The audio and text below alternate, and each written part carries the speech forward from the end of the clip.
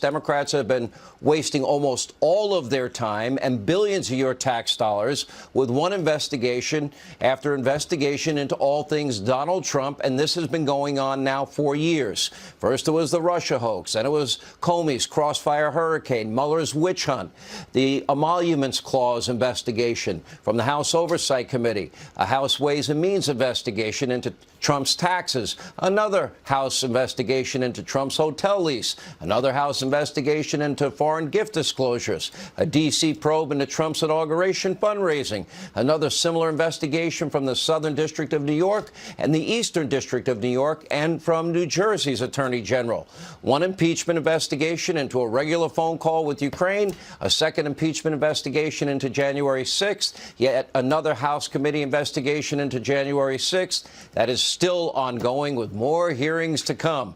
And then there's the Southern District of New York's investigation into pardons, a DOJ probe into Trump's Political Action Committee, another House investigation into the Trump administration's security clearance process, other investigations into Trump's property valuations, and of course his social media, Truth Social, the Trump Foundation, as well as a variety of other tax investigations, and of course the National Archives investigation that led to the Mar-a-Lago raid.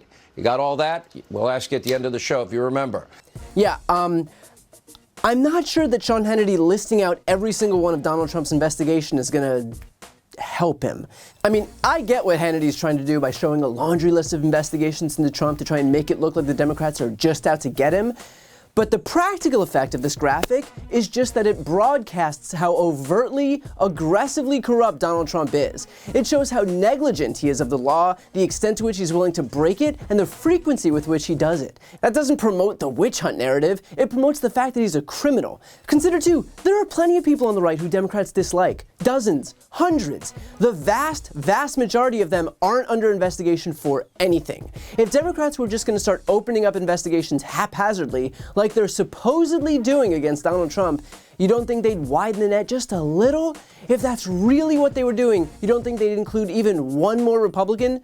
There's apparently this vast deep state conspiracy on the left to weaponize every single lever of government, but only against one single guy and literally no one else. Yeah, no, that makes total sense. And by the way, that was the same logic Republicans debuted during the election. Apparently Democrats had weaponized the deepest ranks of the deep state, called in favors from Hugo Chavez, commissioned the Chinese to ship in bamboo-laced ballots, all to commit the most wide-ranging election theft scheme in the history of the world, but only against Donald Trump. They apparently forgot to include any other Republican. They forgot those Senate seats in North Carolina and Maine. They forgot those 14 House seats. The greatest conspiracy that a republic has ever seen, but only against Trump. So yeah, pretty strong weaponization narrative from the right, except where it fails miserably. And I get that Hannity thinks that just wheeling these off like a laundry list is his way to try and undermine the entire thing. But think about it this way. If you set 10 buildings on fire, listing out all 10 buildings doesn't make it seem like your arson was exaggerated.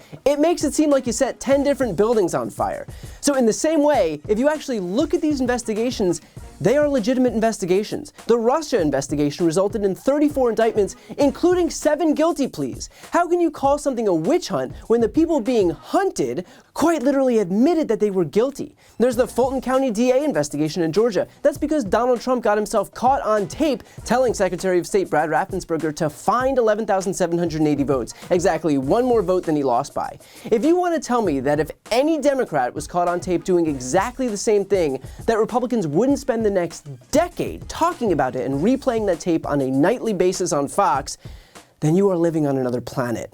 The Mar-a-Lago search happened because Trump stole hundreds of classified documents from the White House. And you would think that after listening to Republicans clutch their pearls for the last 7 years about how Hillary Clinton committed the gravest national security sin in the history of the world by being reckless with emails, none of which were actually classified, that Republicans would have just a little bit of shame by turning around and absolving Trump of housing hundreds of classified documents, God knows how many feet away from the omelet bar at his beach resort. Apparently it's evil when a Democrat mishandles non-classified documents, but totally fine when a Republican steals hundreds and hundreds of classified documents, including secrets on nuclear capabilities, just in case you're keeping track at home. Hannity even lists the use of private server by Jared and Ivanka on this list. I mean, dear God, Sean Hannity himself spoke about Hillary's private email server long enough to last you a trip from here to the end of the solar system. And now he's mocking the fact that Democrats purportedly investigated the use of a private server by Trump's daughter and son-in-law, an investigation, by the way, that I don't even know existed and most certainly went nowhere. But again, it's apparently lock her up worthy when Hillary does it, but when Dearest, Jared, and Ivanka do it, well, it's a partisan witch hunt that belongs on Hannity's little victimhood list. He even includes the January 6th committee's investigation, as if there wouldn't be a probe into the President of the United States inciting an insurrection at the U.S. Capitol, as if that's superfluous. Oh, there go those Democrats investigating any little thing they can get their hands on, including that one super innocent time when thousands of armed Trump supporters, incited by the former President of the United States himself, stormed the U.S. Capitol seeking to assassinate the Vice President because he wouldn't play along with Trump's scheme to unilaterally anoint himself the winner of an election that he lost, thereby ushering in the end of democratic rule as we know it. Talk about gratuitous investigations, am I right? But here's one of my favorite parts of Hannity's show, which I'll otherwise spare you of. Republicans, on the other hand, are now offering a new contract with America. They're calling it Commitments to America. This will be out in the next 2 weeks. What they stand for, what their vision for the future of this country is. This will be out in the next 2 weeks. Should land right around the same time as Donald Trump's healthcare plan. It's pretty hilarious that it's event-worthy that Republicans are actually releasing an agenda for the first time in 6 years instead of just blindly adopting whatever words fall out of Donald Trump's face. Like, first of all, if Republicans earnestly stood for anything, we'd probably know it by now, and we certainly wouldn't need an event. Democrats aren't holding some gala to reveal what their platform is. They've spent years simply trying to enact those things. It's not some secret. It's not some hot ticket occasion. Ask anyone on the street, they'll tell you Democrats are for protecting women's reproductive rights, they're for protecting the climate, they're for making the rich pay their fair share, they're for expanding access to voting rights, they're for common sense gun safety measures, they're for protecting Medicare, Medicaid, and Social Security. On the other hand, go ahead and ask anyone on the street what a Republican is for. It is abortion bans, book bans, voter suppression techniques, and the proliferation of weapons of war onto American streets.